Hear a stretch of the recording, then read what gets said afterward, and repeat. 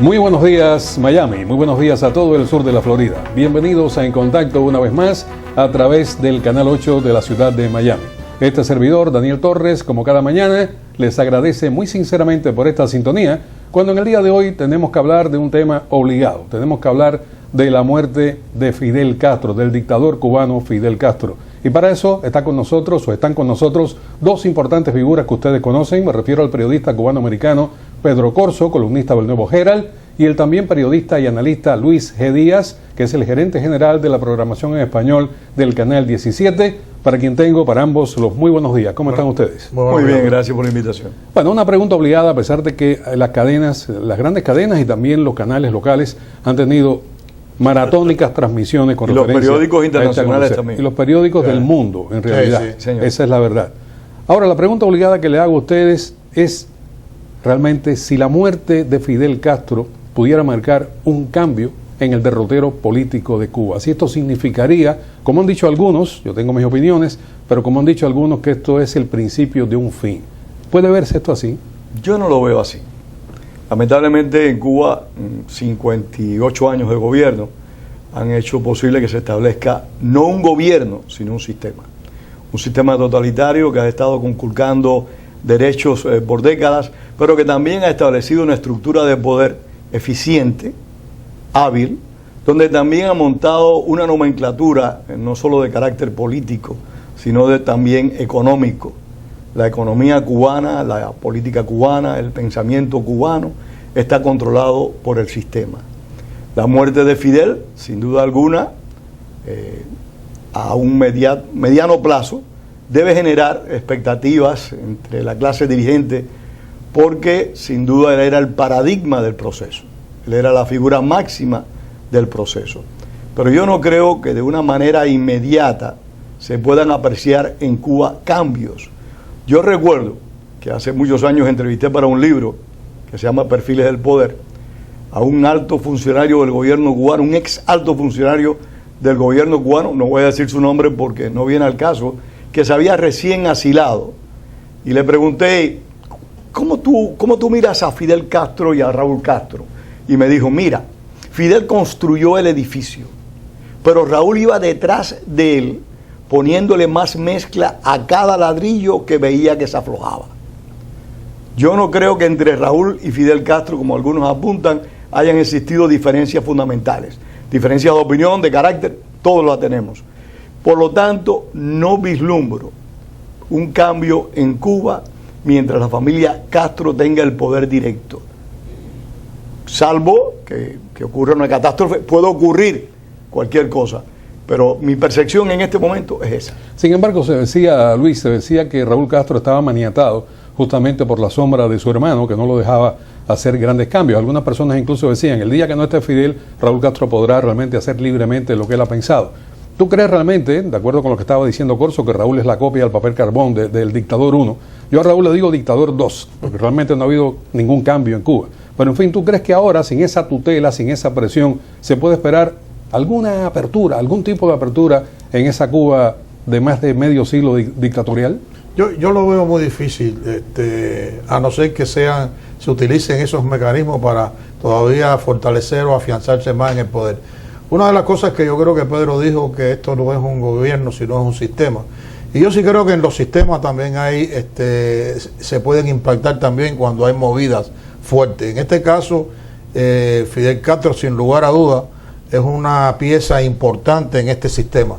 Al no estar presente, eso puede debilitar ese sistema, sin lugar a dudas, si la oposición toma un rol mucho más importante dentro de Cuba.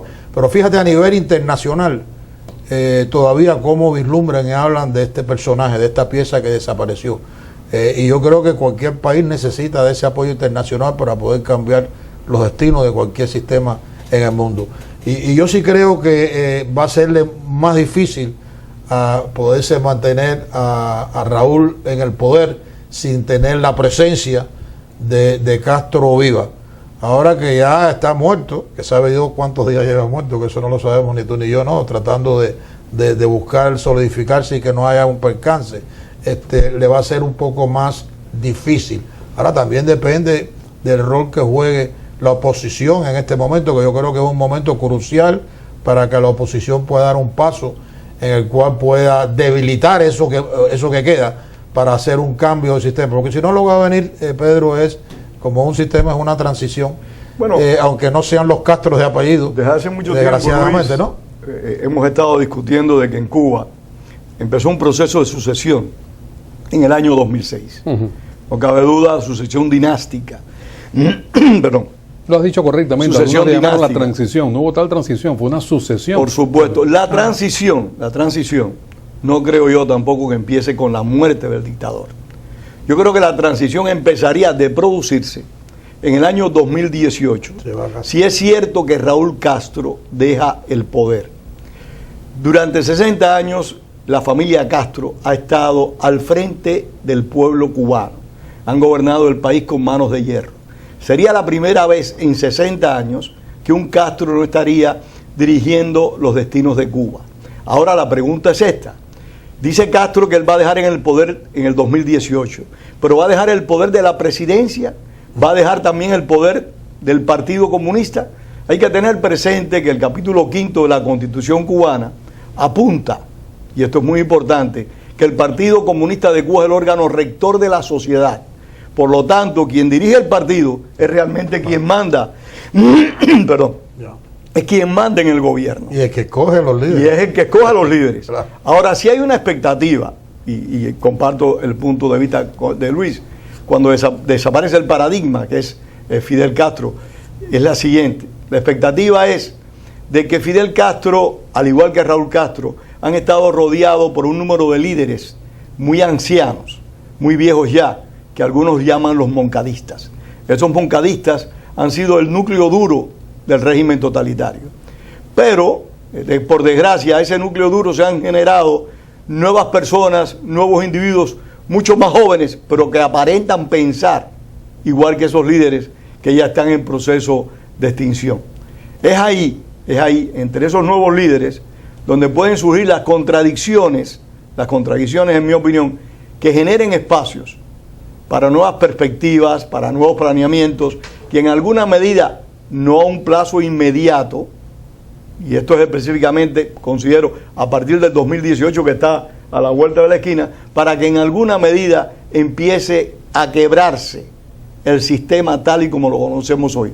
Pero no creo que sea una cosa de ahora para ahorita. Bueno, para beneficio del televidente, quería recordarles que en el día de hoy, a las 7 de la noche, hora de Ciudad de La Habana, se va a convocar a una manifestación multitudinaria en la llamada Plaza de la Revolución, la Plaza Cívica José Martí, para darle el último adiós al dictador cubano Fidel Castro. Después, pasado mañana, comenzaría una caravana. Daniel, te interrumpo, perdona. Sí. Ojalá pudiéramos decirle adiós. No, a él. Y no hubiera marcado tan dolorosamente a la historia de Cuba. Le voy a ser más cáustico, a él y al hermano. Dicen, a todos ellos. Dicen que uno de los grandes, circula en las redes sociales una cantidad de memes tremendos, y uno de ellos dice que uno de los errores, el último que cometió Fidel Castro, fue no llevarse a su hermano. Es lo que se comenta. Oye, eso está muy bueno, las redes sociales. Lo dejó en candela. Está excelente. Exactamente. Pero bueno, para información seria, sí. Hoy es la convocatoria esta masiva, la Plaza Cívica José Martí, la Plaza de la Revolución. Pasado mañana comienza un periplo de punta a punta en la isla hasta llegar a Santiago de Cuba, que es donde va a ser inhumado el 4 de diciembre. Va a ser inhumado en el propio cementerio donde está José Martí. O sea que algunos también dicen que es una bofetada realmente al héroe nacional. Hay que recordar que Blas Roca Calderillo fue sepultado en el Cacahual, donde están los restos del general Antonio Maceo. Correcto. Ellos se han caracterizado. Hay que recordar que ellos empezaron en el año 1959 a desprestigiar a nuestros patricios, a los hombres que iniciaron la guerra de los 10 años. Ahora vamos a ir a la actualidad ahora, porque hay una especulación enorme de qué va a pasar con el llamado descongelamiento de las relaciones entre Cuba y los Estados Unidos. El presidente electo Donald Trump ha tenido dos posiciones con relación a Cuba. La inicial, que dijo que iba a continuar con este acercamiento, después cambió de opinión y dijo que iba a revertir todas las órdenes ejecutivas que había emitido Barack Obama. Pero para ser honesto, él dijo que siempre y cuando se cumplieran, y dio unos puntos. Ajá. Y en esos libertad puntos de religión, libertad de expresión, respeto a los derechos humanos. Y libertad a los presos políticos. Correcto. Él fue específico en eso, pues, para agregarlo, porque vamos a ser consecuentes con eso. Y ahora de todos los mandatarios a nivel mundial, de todo lo que yo he escuchado. El único que llamó asesino y dictador fue Donald Trump. Y brutal, y que lo que se lleva es fusilamiento. Vaya, fue bien duro. Podemos esperar entonces que Donald Trump, cuando asuma el 20 de enero, que eche atrás todas las órdenes ejecutivas y que el descongelamiento sencillamente vuelva a pasar al refrigerador del embargo y a congelar este tipo de política que tenía el Partido Demócrata? Mira, han sido pocos los presidentes de Estados Unidos, y en eso hay que darle el crédito al presidente Barack Obama, que no prometieron derrocar al régimen de los hermanos Castro. Y todos, y digo todos, quizás a excepción masiva del expresidente George W. Bush, todos trataron de negociar con Fidel Castro, incluido Ronald Reagan. O sea, las promesas de los mandatarios estadounidenses de derrocar o no derrocar a la dictadura de los hermanos Castro, yo siempre la miro con mucho cuidado, no en particular en este caso, sino en todos los casos, porque los presidentes de Estados Unidos se eligen para resolver los problemas de Estados Unidos, no los problemas de los cubanos. Pero la palabra negociar no es mala. La palabra negociar, ahora, ¿en qué términos tú negocias? Bueno, por supuesto. Yo te doy algo, pero tú tienes que darme algo. Por supuesto que negociar no es malo. Por supuesto que negociar no es malo. Y ahí es donde voy. Todos han querido negociar. Todos quisieron negociar con la dictadura cubana, imponiéndole condiciones a la dictadura cubana. El único que logró negociar con la dictadura cubana, porque no le puso la más mínima condición, es el presidente Barack Obama, que actuó de forma similar a la que como funcionó el expresidente Franklin Delano Roosevelt con Stalin. Pero eso no es negociación, eso es que él cedió y dio todo lo que quería para él construir su legado final. Después de 50 y tantos años, venimos ahora y podemos reconstruir a una isla cerca nuestra. Luis, es la visión. No negociar es, ambos tenemos que ser. Por supuesto que eso es negociación. En este caso todo fue concesión. Claro. Pero esa es la visión que tienen algunos políticos, como la que tuvo Franklin Delano Roosevelt, que era que concediéndole todo al enemigo, o sea, demostrándole al enemigo que yo tengo un gran corazón, el enemigo también va a tener un gran corazón y va a ser recíproco.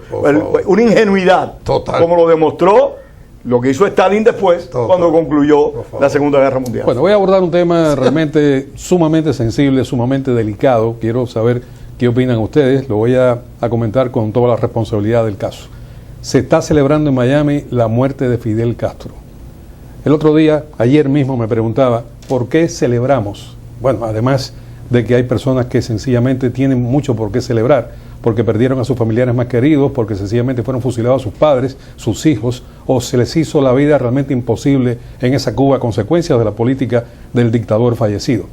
Pero la perspectiva que me estaba trazando es la siguiente. Fidel Castro muere con 90 años en su cama, con las botas puestas, y muere justamente en su lecho de tranquilidad y en el poder de su régimen. Como conductor, ¿me permite una rectificación? A ver.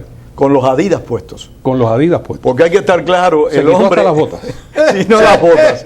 El hombre que tanto dio el capitalismo y que trató de destruir el capitalismo, en particular en Estados Unidos, disfrutaba en los últimos todos los bienes del capitalismo, entre ellos los Adidas, que lo veíamos por televisión cada vez. No pudo ser juzgado. Bueno, pudiéramos pensar que Adidas estaba sponsor. No lo descartemos tampoco.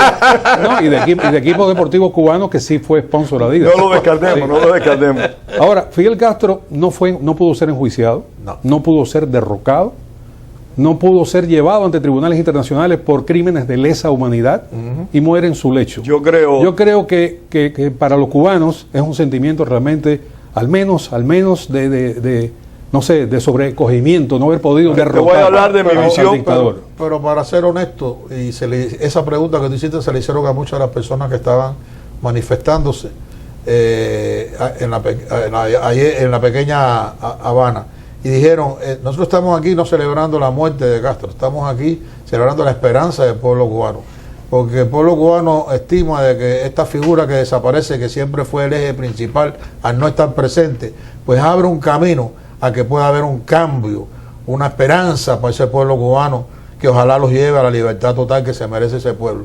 Es decir, porque también los medios de comunicación, de la manera que se expresan, a veces encienden más los problemas que informar, que es su función. Cuando hablan, yo lo vi, como lo vio todo el mundo aquí, eran celebrando. Entonces sacaban, por ejemplo, CNN, yo vi eso, tenían un corresponsal en Cuba, decían, el luto del pueblo cubano, nadie en la calle, entristecido por la muerte del Zapatra, y entonces aquí pues era ebullición, y tomando, y entonces la alegría, para poder poner la diferencia entre ambos pueblos. El cubano es el mismo un lugar que de otro, unos con temor y otros que no tienen el temor porque viven en libertad. ¿Cuál es tu óptica sobre este tema? Mira, yo no critico a quien haya celebrado la muerte de Fidel Castro, no lo critico. Yo no lo he hecho por la simple y sencilla razón de que para mí es extremadamente penoso que el hombre que ha dejado el legado más devastador a la nación cubana que se pueda imaginar haya muerto en la cama. A ese punto iba, exactamente a ese punto. Para mí ha sido muy doloroso de que el pueblo cubano no haya o no hubiera podido, a pesar de los muchos esfuerzos, y tenemos que rendirle tributo a esa gran cantidad de hombres que murieron ante el paredón de fusilamiento o murieron en combate para tratar de destruir la dictadura de los hermanos Castro y en particular a personas de Fidel Castro. Y hecho como los que organizaron atentados directos contra Fidel Castro y que cuando fueron descubiertos fueron fusilados, ejecutados.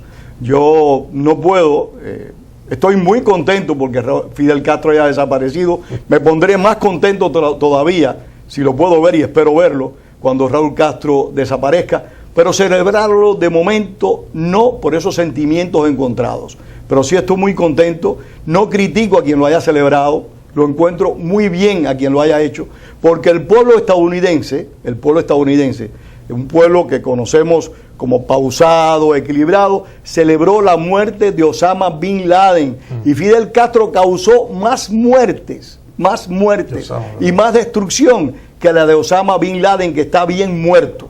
Osama Bin Laden y Fidel Castro, ambos están bien muertos. Pero Osama Bin Laden fue ajusticiado. Sí. Y Fidel Castro murió en su lecho, lamentablemente. Bueno, es la diferencia, por eso te hablo, Es triste, pero la gente no es, pero la crítica de algunas personas, y yo tuve una discusión con una señora de Barcelona el mismo día que murió el dictador. La crítica de la gente es porque se celebra la muerte de una persona. Esa es la crítica. O sea, tú y yo, Luis, estamos evaluando es que depende el de la herida resultado de de cómo cual. murió. Depende de la herida de cada cual. Depende de la herida de cada cual y depende también de si fuiste o no alguna vez herido o beneficiado. También, yo creo que aquellos que resultaron beneficiados por la dictadura no tienen por qué llorar. Y yo no quiero tienen que llorar la muerte de Raúl. 30 segundos, Luis. No, que yo no quiero ser como crítico de los medios, pero yo sí vi esos reportajes de CNN y eso sí dejaba mucho de que desear. Poniendo al pueblo de Cuba en luto, nadie en la calle, que no sabe qué es porque no lo permiten que salgan a la calle ni se manifiesten. Decía el pueblo en luto en Cuba por la muerte de su líder y aquí celebrando la muerte de una persona. Y eso es injusto porque esa no fue la razón. Es una gran mentira. Es una gran mentira, claro, pero mentira. Se convierte en una gran verdad. Sí, y eso hace un daño es lo que terrible. ve el mundo. Exactamente. Les agradezco muchísimo por haber estado con nosotros en tan importante día. Reitero, vamos a tener que seguir hablando. Bueno, este programa mañana sale al aire nuevamente, pero será su última emisión de este año. Podremos seguir hablando entre nosotros, pero no a través de este espacio que, como ustedes conocen, cesa en el mes de diciembre y regresa en enero a través del Canal 22. Así que nuevamente muchísimas gracias a ustedes. Nos queda solamente una emisión más y tengo una cantidad de compromisos que no he podido cumplir comerciales, así que eso será en el día de mañana. Gracias. A ustedes, muchísimas gracias por el esfuerzo que han hecho durante todo el año 2016 y los espero para el próximo año también para que continúen con nosotros. Y seguro que tú vas a comenzar el próximo año con muchos éxitos como lo has acumulado en este año. Gracias, Daniel. Amén. Gracias, mucha suerte y mucha fuerza. Muchas gracias a ustedes. Gracias.